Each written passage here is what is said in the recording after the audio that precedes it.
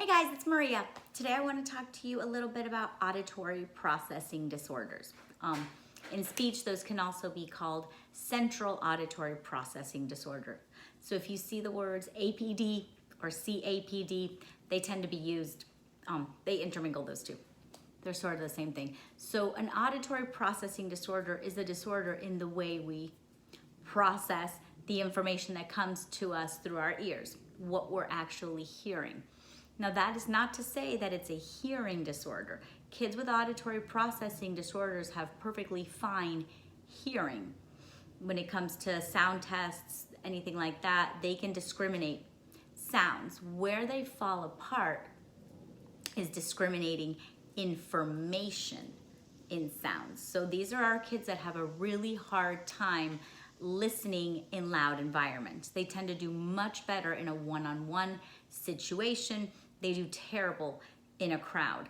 They have a hard time following multi-step directions. They have a hard time following someone that's speaking to them very fast. So normally these kids will be perfectly fine learning wise. They don't have any cognitive deficits, and they don't always have language deficits. They don't always have language deficits. Sometimes auditory processing can be coupled with attention deficit hyperactivity disorder. So how do you know if your kid has an auditory processing disorder? Normally, when I'm testing kids and I'm looking at language, the first part of language that I will test is understanding. I will give them directions. I'll have them identify things. So they have to listen to me and they have to do things. These kids tend to take a little bit longer to follow the direction. They don't necessarily fail the task. It just takes them a little longer to do it. It takes them a little longer to repeat a sentence. It takes them a little longer to do a step, a multi-step direction. They might do the first part and then wait and pause before they do the second part. That's a big red flag to me. Huge red flag that something's going on in the way that they're listening. I may ask them a question and they'll just sort of look at me for a minute and then they'll answer. So that's what I say about processing. They are processing the information that I ask them.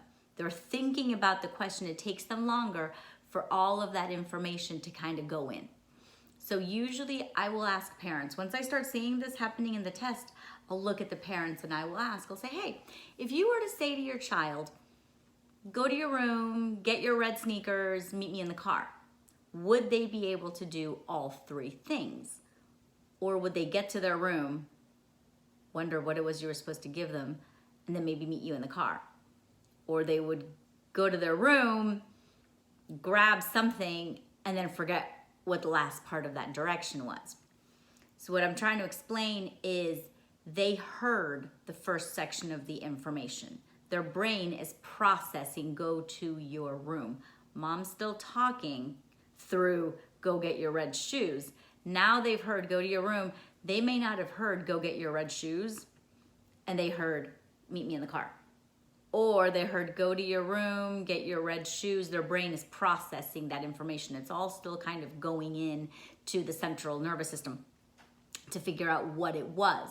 So they usually tend to miss a chunk of information, not because they didn't hear you, but because their brain couldn't process all that information at once. That's usually why they do so much better in a one-to-one setting. They do much better when things are broken down and they have time to do each step. So some kids, my kids too, you have to tell them things in short increments. Okay, I need you to go to your room, get your shoes. Once they've gotten their shoes, now we're gonna go to the car, buckle up. You have to split those up in time because their brain can't process that much stuff at the same time. I start getting concerned when it's happening very frequently. I start getting concerned when I see that they're able to express themselves perfectly fine and they're having a really hard time attending to the details within information. I know that these kids are gonna fall apart when it comes to school. So normally what I will do is I will tell the parents to ask for a thorough hearing test. Ask their doctor to send them to an audiological evaluation that involves auditory processing. So we're not just gonna go into the sound booth, put the headphones in and raise our hand when we hear the beep. Now we're going to do an examination where they start putting different things into our ears at different times. So now we may be getting words. Instead of just beep, it might be phone. Instead of beep, it might be cat. Or now we're going to start getting 2 words in each ear at the same time. It might be cell phone, it might be hot dog, both at the same time coming into your ears. Then it'll be sentences. Then it'll be words or sentences with noise in the background. Now we want to see how your brain processes the different information in the different situations. Depending on the results of that evaluation, we can really figure out whether or not their brain is having a breakdown, whether or not there is a breakdown in the processing of information that is going on. Therapy for this is long and slow. We have to almost retrain the brain and get it to speed up, get it to be able to listen to each signal at a different rate so that now we can process the information quickly and more efficiently. It tends to be boring. I don't like auditory training therapy. I will tell you that off the bat, but I love the results from it. It's one of those where kids roll their eyes and why do we have to do this? And it's so boring and it's so repetitive. But once they get it in there, it's like learning how to read. Once you get through all the things you need to know, now the possibilities are endless. Now you can do so many more things. So power through it. If it's one of those things where they recommend auditory processing and they recommend evaluation and or treatment, stick with it. I know it's low and slow, but in the long run, it's gonna make them much better off.